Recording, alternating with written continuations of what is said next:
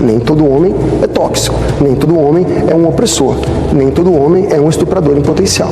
Não é como se 99%, 95% dos homens fossem criminosos. Não é. Esse aqui é o exagero. Quando eu digo eu ajudo a minha mulher, eu quero dizer que eu acordo antes dela, cara. Eu levo 4 pro colégio, entendeu? Não é que eu dou uma forcinha em casa, sabe? Aí é joguinho de palavra, aí a gente apequena a nossa discussão. O progressismo está nas universidades, o progressismo está nas escolas, o progressismo está na cultura, o progressismo está na mídia. Então, assim, é muito engraçado que vocês, progressistas, acusam os conservadores e em nenhum momento vocês falam, peraí, será que a gente fez alguma coisa que contribuiu pra gente ter tanto homem sem um rumo na vida, tanto homem viciado? Porque, por exemplo, eu vejo muito progressista até hoje falando que não é bom que os adolescentes se masturbem para se conhecer, num mundo que a gente sabe que é uma porcentagem enorme de meninos e meninas, homens e mulheres estão estragando a sua vida. Muita violência nasce do discurso progressista de faz o que tu queres, é tudo da lei. O funk sendo reconhecido como uma forma de cultura, sendo que é uma música onde mais de 50% das músicas que estão no top 10 do tocador de música mais conhecido de todos, mais de 50% dessas músicas chamam as mulheres de piranha, e essa é a palavra mais leve que eu vou usar, é de piranha pra baixo. Convidamos o ator Juliano Casarré, a psicanalista Vera Iaconelli e o consultor sobre equidade de gênero e raça e coordenador do projeto O Silêncio dos Homens, Ismael dos Anjos, que participa do nosso estúdio lá de São Paulo. Juliano, vou começar com você justamente por causa da polêmica que eu dizia, né? Você anunciou esse curso, a internet veio abaixo, você foi super criticado. O curso, você descreve ele como o maior encontro de homens do Brasil e que tem como lema: o mundo precisa de homens que assumam o seu papel. Colocando esse contexto de violência contra as mulheres, de epidemia da violência contra as mulheres no Brasil, que tipo de homem que o seu curso pretende formar? Basicamente, homens que sirvam. Eu acho que esse aqui é o papel do homem, sempre foi. O homem que não sabe resolver um problema, ele é em si um problema.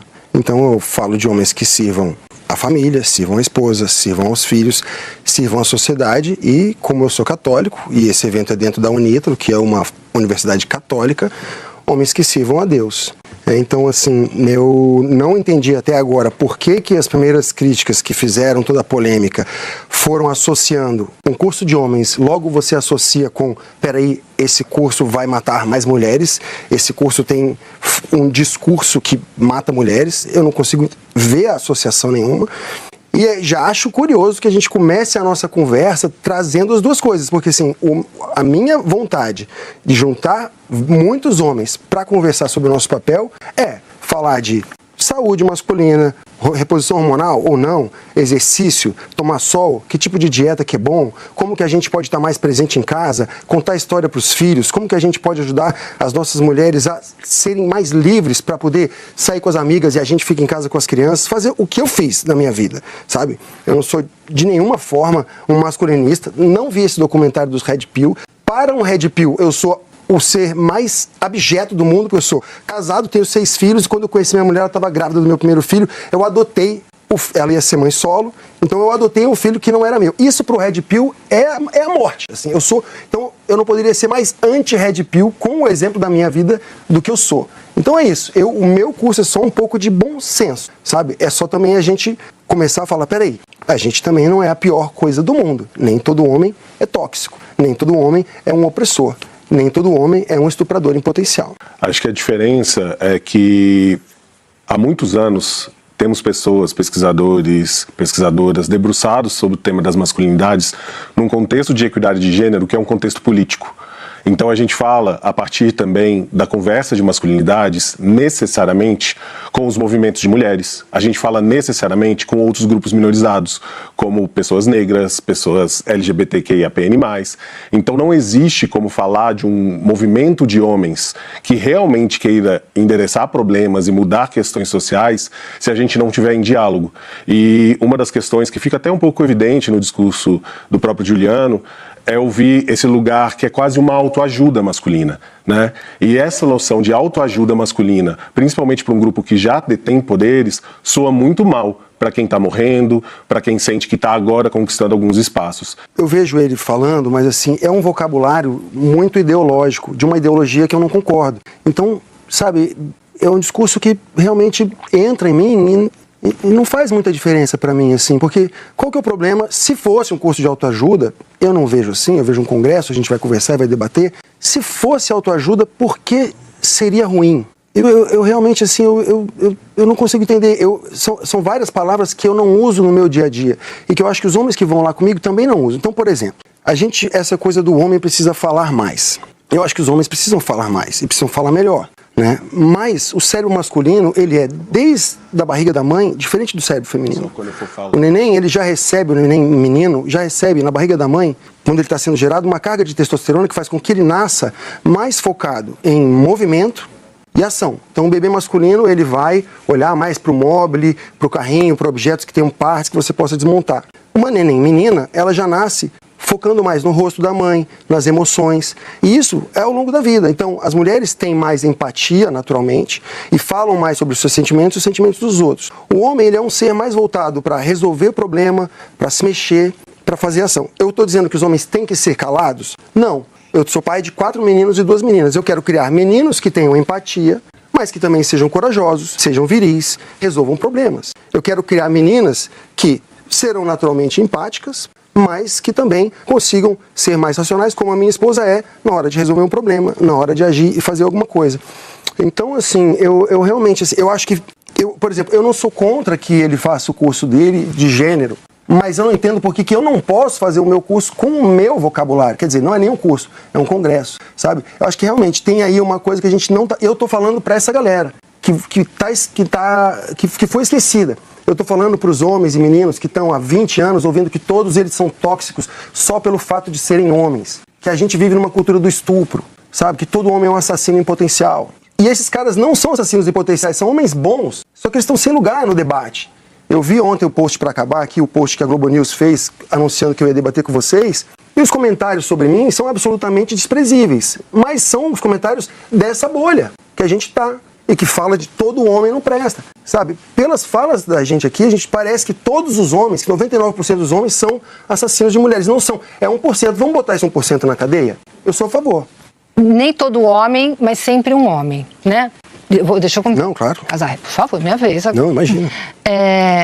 Ou seja, tem algo que parece inocente nessa conversa sobre nem todo homem, mas que na prática se revela perniciosa, né? Então, quando as mulheres falam, olha, parem de nos matar, elas não estão falando parem de serem homens, sejam outro tipo de homem. Repensem a masculinidade. Porque a gente tem que pensar, quando as mulheres começaram a entrar no mercado de trabalho, nos anos 60, elas já trabalhavam, mas elas começam a disputar os lugares de chefia, as carreiras. É uma outra relação com o trabalho que começa nos anos 60. O que as mulheres ouviram? Elas ouviram, vocês não são femininas. Vocês são feias, vocês são feministas, vocês são feias, vocês são amadas e não gostam dos homens. Bom, o que a gente fez? A gente entrou numa crise da nossa identidade feminina, falou não.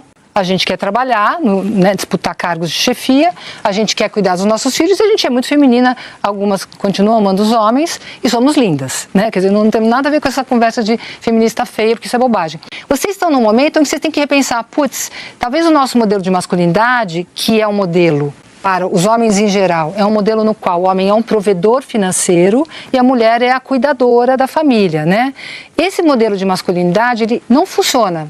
Já tem mais de 100 anos, ele não funcionou, ele não deu certo, ele levou a gente para este lugar. Este homem precisa começar a pensar se ele consegue colocar junto com a masculinidade dele o cuidado. E o cuidado só vai conseguir ser estabelecido se ele começar a escutar as mulheres. Aí eu concordo com você. Né? Se a gente vai reivindicar alguma coisa dos homens para que eles parem de nos matar, somos nós que temos que ser ouvidas. Nós estamos morrendo por falta dos homens ouvirem as nossas críticas, Casarré. Então, tem estereótipos do masculino que para você não, você como pai de 6 filhos, que tem uma relação com a sua esposa, mas para os outros homens incendeia um certo lugar no qual as mulheres estão erradas. Isso nos mata no final da conversa. Mas não é o foco do meu curso e não é o homem que eu sou. Né? Eu sou um cara que ouve a minha esposa, que apoio ela. Eu tenho 6 filhos, a minha esposa trabalha fora, criou uma empresa de educação. Então, assim, eu não sou esse homem. E é por isso que eu acho estranho que o foco da conversa vá para essa coisa do homem que agride e o homem que maltrata e o homem que acha que é superior, porque eu não sou esse homem. Quando a gente fala no Brasil de hoje, A gente fala de um país que no ano passado registrou cerca de 1.500 feminicídios. 80% desses casos, 80% dessas mulheres foram mortas por maridos, por ex-maridos. Será que esses caras também não achavam que eram bons? Será que esses caras também não achavam que aos olhos dos outros estava tudo bem? Então a gente precisa falar que não tem uma linha de chegada, não tem esse lugar de bem e mal, sabe? A gente está num lugar em que é possível... Você é mal. Como? Se você mata uma mulher, você é mal. Tem um lugar de bem e mal.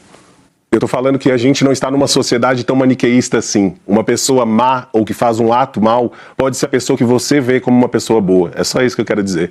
Mesmo um homem que você entende que seja bom, é capaz de ser violento, é capaz de ser abusivo, e você não sabe, você não está na casa dele. Então só entenda que quando a gente está falando sobre esse contexto, a gente não está falando sobre a sua masculinidade. Não faz tanto sentido você se defender como sou pai, tenho 6 filhos. A gente está falando sobre masculinidades no plural, sobre um país que mata mulheres, sobre um tipo de masculinidade que exerce poder por meio de violências psicológicas, morais, sexuais, físicas. Entenda que essa conversa vai além de você. O que o curso quer trazer para os homens?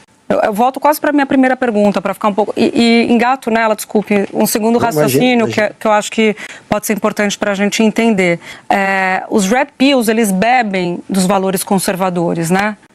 Isso pode ser muito perigoso, porque é um discurso extremista que bebe desse discurso, se usa desse discurso conservador.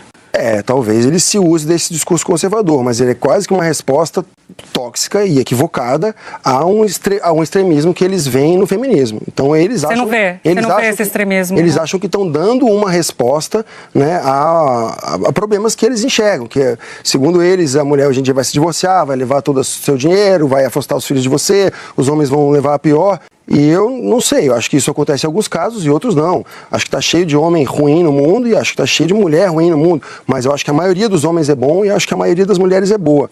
Voltando à sua pergunta sobre o evento, que não é um curso, muito menos um curso para ensinar alguém a ser homem, ainda mais em 3 dias, o curso ele é dividido em vida pessoal, vida profissional, vida interior. Que é o que eu acho que falta na educação hoje em dia, na educação de meninos e meninas. Falta a educação do ser humano integral. A gente esqueceu ou a gente abandonou a ideia de que o ser humano tem alma, espírito e corpo. E a gente quer educar apenas corpos, então assim, se você der a quantidade certa de proteína e de carboidrato e vegetais, a criança vai viver e você joga lá uns conteúdos na mente dela e isso tá bom. A gente esquece que o ser humano tem uma alma e que o ser humano precisa de valores transcendentais, que essa alma humana anseia por valores transcendentais, anseia por Deus, anseia pelo bem, anseia pela verdade, anseia pela justiça. Eu acho que grande parte de todo esse drama que a gente vive, essa onda de violência no Brasil, que não é só contra a mulher, o Brasil é um país violento contra homens, contra negros, contra brancos, contra crianças, contra idosos, é um dos países que mais mata no mundo. Mas não mata democraticamente. Não, mata muito homem, né? Inclusive, assim, mais mulheres mataram homens do que homens mataram mulheres. Tem 2.500 assassinatos,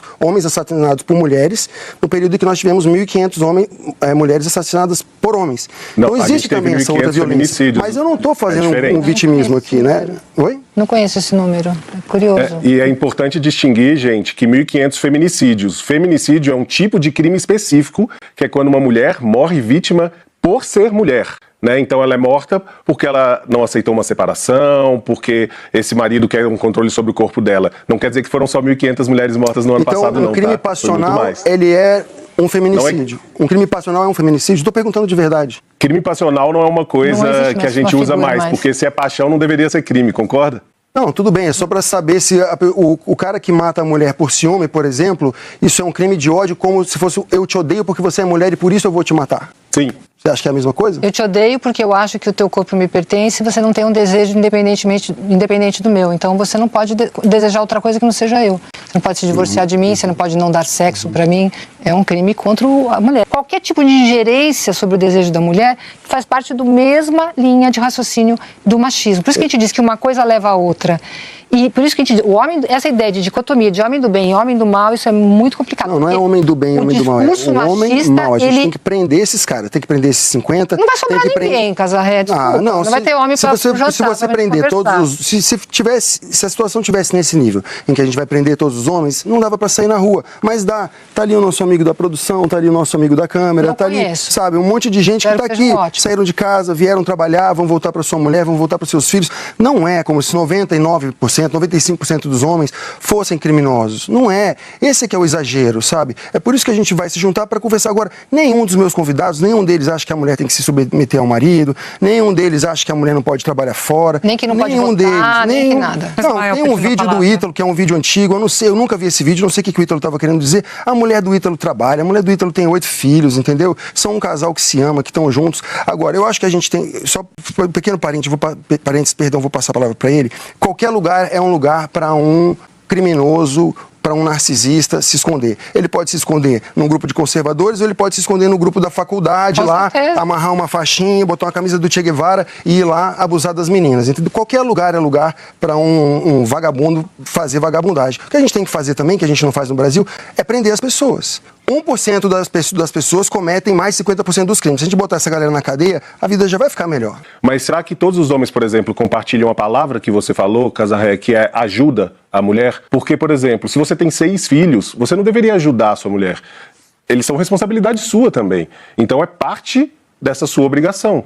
Desculpa, então, cara, mas aí você está sendo, sabe, aí é pegar aquela palavrinha do ajuda, aí é joguinho de palavra, entendeu? Você sabe o que eu quis dizer, quando eu digo eu ajudo a minha mulher, eu quero dizer que eu acordo antes dela, cara. Eu levo 4 pro colégio, entendeu? Não é que eu dou uma forcinha em casa, sabe? Aí é joguinho de palavra, aí a gente apequena a nossa discussão, entendeu? Você não precisa ir por esse caminho, a gente pode ter a conversa grande. A gente sabe que palavras muitas vezes entregam, às vezes, o que a gente pensa. Mas, para além da palavra, o que eu acho importante da gente pensar, quando a gente está discutindo isso, por exemplo, você falou sobre hobbies. Entende que falar sobre hobbies numa sociedade, para quem está sendo morta, para quem está sentindo dor, já é estranho? Falar sobre esse lugar como um lugar que os homens podem conversar ou devem conversar sobre isso, que é isso que está faltando, não é falta de hobby que está fazendo os homens lidarem com isso de um jeito bom ou de um jeito ruim, entende? Concordo. E eu acho curioso quando a gente fala essa coisa, os homens estão no poder e não sei o quê. Quem está no poder não é o grupo conservador. O Brasil está na mão do progressismo desde os anos 70. Chegaram ao poder depois Nem o Bolsonaro com Lula, é conservador com o FHC já era de... Perdão, amigo? Nem o Bolsonaro é conservador para você? Não, sim, mas foram 4 anos. Ele é o conservador e ele é o Bolsonaro também.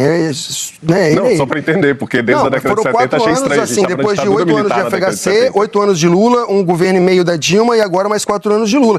Então, assim, e não é só a presidência, o progressismo está nas universidades, o progressismo está nas escolas, o progressismo está na cultura, o progressismo está na mídia. Então, assim, é muito engraçado que vocês, progressistas, acusam os conservadores e em nenhum momento vocês falam, peraí, será que a gente fez alguma coisa que contribuiu para a gente ter tanto homem sem um rumo na vida, tanto homem viciado em pornografia, viciado em futebol, tigrinho, vivendo de auxílio, sem querer trabalhar, sem querer se lançar no mundo, sem um propósito maior, sem querer construir uma família? Eu acho que vocês também têm que fazer esse tipo de reflexão. Porque, por exemplo, eu vejo muito progressista até hoje falando que não é bom que os adolescentes se masturbem para se conhecer num mundo que a gente sabe que uma porcentagem enorme de meninos e meninas, homens e mulheres estão estragando a sua vida, viciados numa dopamina barata por causa da pornografia. Então, por exemplo, lá no nosso evento, com certeza o Dr. Jorge Rodrigues, o Dr. Tiago Castro, vão falar, o Dr. Diogo Vinck, vão falar do mal que a pornografia faz na vida de um homem